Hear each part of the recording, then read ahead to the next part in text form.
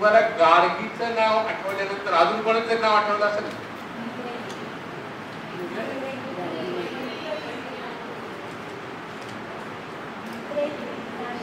मैत्रेयीचं आठवलं. बरोबर, एकदम ताईंनी बरोबर नाही. अजून कोणाचं आठवलं? अजून? बरं, ठीक. मला आठवलं याज्ञवल्क्य. मला आठवलं गार्गी आणि याज्ञवल्क्य यांचा शास्त्रार्थ, म्हणजे त्याला आजच्या भाषेत आपण डिबेट म्हणू. डिबेट म्हणलं की कळतं, शास्त्रार्थ कळतं. तत्कालीन म्हणजे जनक राजा, त्यावेळेला जनकाने एक यज्ञ केला आणि त्या यज्ञाच्या वेळेला त्याने जे ज्ञानी लोक आहेत त्यांना आव्हान केलं की या माझ्या दरबारामध्ये. आणि तत्कालीन पशुधन जे आहे हे गाय होतं, त्यांनी 1000 गाया अशा उभ्या केल्या आणि 1000 गायांच्या प्रत्येक गायीच्या 2 शिंगाला अशा 10 सुवर्ण मुद्रा लावल्या. प्रत्येक गायीला 10 सुवर्ण मुद्रा, अशा 1000. आणि जो जिंकेल घेऊन, मग काय माझ्यासारखे वगैरे सगळे काही नाही आलं तरी आलं. मग शास्त्रार्थ चालला बराच. पण याज्ञवल्क्य आहे हे काय कोणाला पुढे जाऊ देत नव्हते. पहिला दिवस झाला, दुसरा दिवस झाला, वेगवेगळे राजे वगैरे आले होते, तज्ञ त्यांचे आले होते, ज्ञानवंत, पण सगळे हरले. मग याज्ञवल्क्य काय म्हणाले की या गाया ज्या आहे, त्यांच्या शिष्याला म्हणाले की गाया घेऊन जा बाबा आपल्या आश्रमामध्ये. बाकी त्यांना जरा लागलं की असं एवढं कुठं तुम्ही हे आहात. मग एक चुनचुनीत मुलगी, तिचं नाव गार्गी, ती उभी राहिली आणि ती म्हणाली की मला तुमच्याशी शास्त्रार्थ करायचं. ते म्हणाले कर बाळ. मग तिने सुरू केलं शास्त्रार्थ. काय सुरू केलं तर ती म्हणाली की पृथ्वी जी आहे ही पाण्यापासून निर्माण झाली. म्हणजे पृथ्वी हे सूक्ष्म तत्व, जल हे सूक्ष्म आणि पृथ्वी हे स्थूल तत्व. मग पाणी कशापासून निर्माण झालं? त्यांनी सांगितलं की पाणी हे वायूपासून निर्माण झालं. मग वायू कशापासून निर्माण? वायू अंतरिक्षापासून निर्माण. मग अंतरिक्ष कशापासून निर्माण? हे गांधर्व लोकापासून. गांधर्व लोक कशापासून निर्माण? हा आदित्य लोकापासून. आदित्य लोक चंद्रलोकापासून. चंद्रलोक नक्षत्रलोक. नक्षत्रलोक प्रजापती लोक. प्रजापती लोक देवलोकापासून. देवलोक ब्रह्मलोकापासून. पहिला दिवस संपला. दुसरा दिवस मग ती गार्गी म्हणली की ब्रह्मलोक कशापासून निर्माण? आता त्याच्या सुपर पॉवर नाही, त्याच्या पुढे काय? मग त्यांनी सांगितलं गार्गी ब्रह्मलोक हे आकाश तत्वापासून निर्माण. आकाश हे अविनाशी आहे, अनंत आहे, अखंड आहे, त्याच्या पुढे काही नाही. मग ती म्हणाली आकाश तो कशापासून निर्माण? ते म्हणाले आता पास कर. आणि आकाश तत्व जे आहे हे अक्षर तत्वापासून निर्माण झालं आहे आणि अक्षर तत्व जे आहे हे ओम पासून निर्माण झालेलं आहे. म्हणून ओम ही अक्षरांची माता असं मला तुम्हाला माहित असणार आहे, पण मला जरा वाटलं सांग पुढे. आता विद्याभारतीचं लक्ष आहे, प्रत्येक संस्थेचं काहीतरी लक्ष असतं, तसं विद्याभारतीचं लक्ष. आता एका वर्गामध्ये मी गेलो होतो आणि तिथे एक गीत होतं आणि त्या गीतानंतर वक्त्यांचं भाषण. त्या गीताचं एक सूत्र धरतात आणि ते व्याख्यान करतात. गीत असं होतं, लक्ष तक पोहोचे बिना पथमे पथिक विश्राम कैसा. डोकं खातच बसतो काय लक्ष तक पोहोचे बिना पथमे पथिक विश्राम कैसा. जोपर्यंत आपल्याला लक्ष प्राप्ती होत नाही तोपर्यंत आपण थांबायचं नाहीये. कोणी थांबायचं नाहीये, तुम्ही कमी नाही. ज्ञान जो पथिक आहे आणि कशावर, जो त्या रस्त्यावर आहे. पथमे पथिक विश्राम कैसा. मग माझ्या पुढे असा प्रश्न झाला की यांनी हमारा कशाला म्हणलंय किंवा आपले लक्ष कशाला म्हणलंय, विद्याभारतीचे का नाही म्हणलं? विद्याभारतीचं म्हणायला पाहिजे ना. मग विशाल दृष्टिकोन त्यांचा होता. त्यांनी केलं त्यांचा की विद्याभारती कोणी स्थापन केली? आपल्यासारख्या कार्यकर्त्यांनी स्थापन केली. मग तुम्ही विद्याभारतीच्या आहात, ह्या विद्याभारतीच्या आहे, हे विद्याभारती, आपण सगळे विद्याभारतीचे आहोत. म्हणून हमारा लक्ष किंवा आपले लक्ष. आता हे तुम्हाला जे पुस्तक दिलेले त्याच्या मागे आहे बघा, हे कि इस प्रकार के राष्ट्रीय शिक्षा प्रणाली के निर्माण हमें करना है, विकसित करना है कि जिसके द्वारा ऐसी युवा पीढ़ी का निर्माण हो सके जो हिंदुत्व निष्ठ और राष्ट्रभक्ति से उत्पन्न हो, शारीरिक, प्राणिक, मानसिक, बौद्धिक एवं आध्यात्मिक दृष्टि से पूर्ण विकसित हो तथा जो जीवन की वर्तमान चुनौतियों का सामना सफलतापूर्वक कर सके और उसका जीवन ग्रामों, गिरिकंदराओं एवं झुग्गी झोपड़ियों में निवास करने वाले दीन दुखी अभावग्रस्त करने अपने बांधवों को सामाजिक कुरीतियों, शोषण एवं अन्याय से मुक्त कराकर राष्ट्र जीवन को समर सुसंपन्न सुसंस्कृत बनाने के लिए समर्पित हो.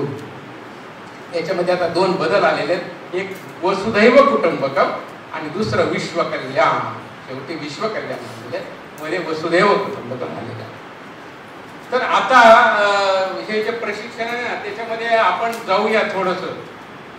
आता मला सांगा तुम्ही की याच्यामध्ये तुम्हाला काही वैशिष्ट्य दिसत आहेत का? एक पहिलं मी वैशिष्ट्य सांगतो, मग तुम्ही सांगा. आपल्याकडे वेळ जर मला सांगितले यांनी की तुम्ही वेळेमध्ये थांबायचे कारण पुढचा काय, तर मग मीच जातो. त्याच्यामध्ये आव्हान जे आहे ते आहे, त्याला चुनौतिया म्हणलेलं आहे हिंदूमध्ये. त्यानंतर परिपूर्ण विकास झाला पाहिजे विद्यार्थ्यांचा. त्यामध्ये नैतिक आणि आध्यात्मिक मूल्य रुजवले गेली पाहिजे. ग्राम आहे, वन आहे, पर्वतीय प्रदेश आहे, तिथल्या ज्या मुलांना जे आहे ती शिक्षा द्यायची आहे. त्यानंतर सुसंस्कृत बनवायचं आहे. त्यानंतर त्यांचे शैक्षणिक तत्वज्ञान, शैक्षणिक मनोविज्ञान आणि शास्त्र पद्धत हे आत्मसात करायचे आहे. आता इकडे जे मी इंग्रजीत लिहिलंय ते आहे NAP. म्हणजे विद्याभारतीने 70 वर्षापूर्वी आजचं जे 2020चं NAP आहे त्याचा विचार केलेला. हे मला दाखवायचं. क्रिटिकल थिंकिंग आलेलं आहे NAP मध्ये. क्रिटिकल थिंकिंग ते आहे की वेगवेगळ्या आव्हानांचा सामोरे जायचं. खरं शिक्षण हेच आहे की विद्यार्थी जो आहे ना तो वेगवेगळ्या आव्हानांना सामोरा गेला.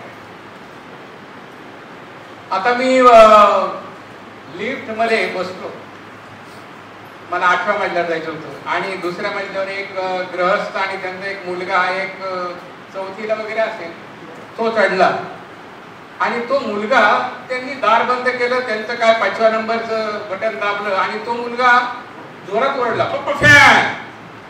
मला काही कळलंच नाही. परत पप्पा फॅन. मग त्यांनी ते फॅनचं बटन दाबलं. तर भाई आता तुमचं घेणार आहे की अन्नमय कोश आहे काय आहे, मनोमय कोश काय आहे. तर त्याला 1 सेकंद सुद्धा त्या अवस्थेत थांबता येत नाही. जिथे फॅन नाही त्या अवस्थेत थांबता येत. तर क्रिटिकल थिंकिंग जे आहे हे काय आहे, कशा प्रकारचं आहे बरं, हे आपल्याला NAP मध्ये आले. नंतर ते द्या माझ्याकडे. न्यूयॉर्क मध्ये एक विडो महिला होती, तिला एक मुलगा होता 7वीला आणि एक मुलगी. तर न्यूयॉर्क मध्ये राहत होती. नवऱ्याने सोडून गेलेलं होतं. 2 मुलांचं पालन पोषण करायचं होतं म्हणून ती 2 नोकऱ्या करायची. मुलं शाळेत होती. एकदा काय झालं, तो मुलगा जो आहे ना तो घरातले चाकू घेतले त्याने आणि तो गेला शाळेमध्ये आणि मुलांना असं करायला.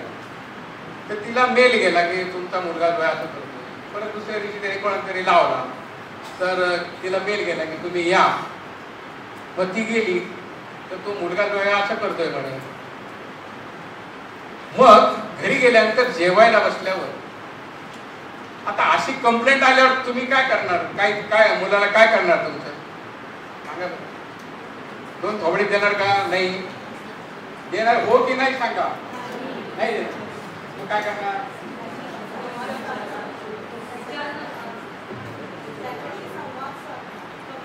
संवाद. म्हणजे आता हे पुणे असल्यामुळे मी बाकी ठिकाणी म्हणलं तर ते म्हणतात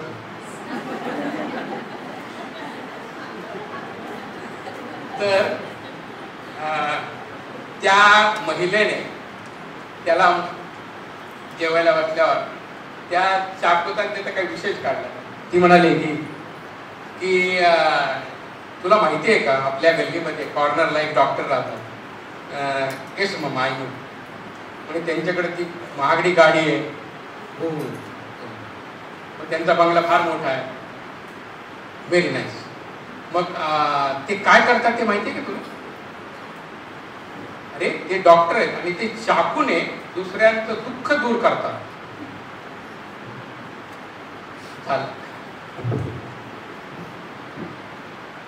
मग तुला व्हायचं का रे doctor? Yes.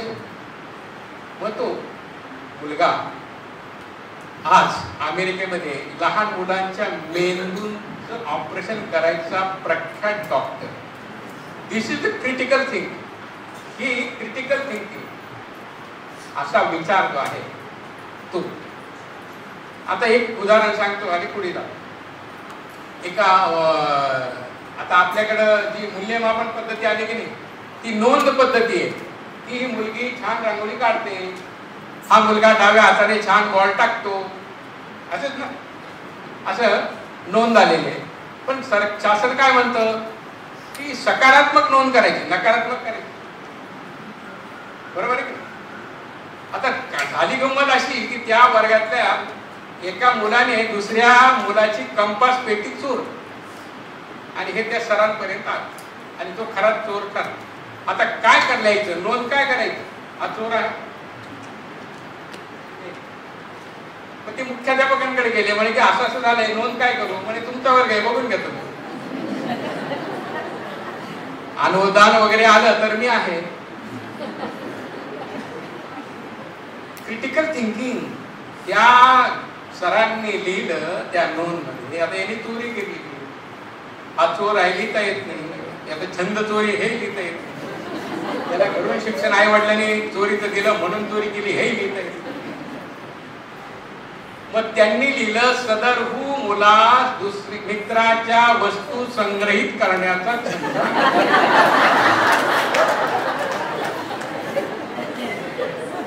This is the critical thinking. ही क्रिटिकल थिंकिंग जे आहे हे आव्हानाची गोष्ट आहे. त्यानंतर होलिस्टिक डेव्हलपमेंट जे आहे की परिपूर्ण विकास जो आहे आपल्याला करायचा, that is the development, holistic development. आता व्हॅल्यू एज्युकेशनला तिथे मूल्य शिक्षण वापरलेलं नाहीये हमारा लक्ष्यमध्ये. त्यांनी नैतिक आणि आध्यात्मिक असा शब्द वापरलेला आहे.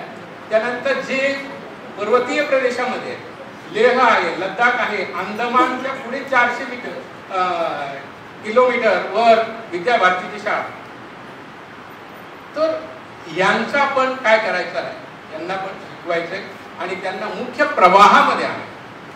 त्यानंतर कल्चरल डेव्हलपमेंटला सुसंस्कृत शब्द वापरलेला आहे. एक 3 महत्वाचे हे आलेले आहेत की educational philosophy, educational psychology and pedagogy.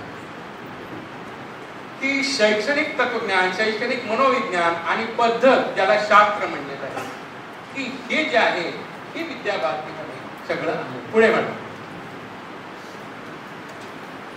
आता विद्याभारतीचे आधारभूत विषय याच्याविषयी मी जास्त काही करत नाही कारण वेळ पण संपत आलेली आणि भाई याच्यावरच पुस्तक 5 दिवस प्रशिक्षण घेणार, 10 दिवस. शारीरिक शिक्षण हे पंचकोशीय जे आलेलं आहे, पंचकोश, एक गंमत सांगतो आणि जातो पुढे.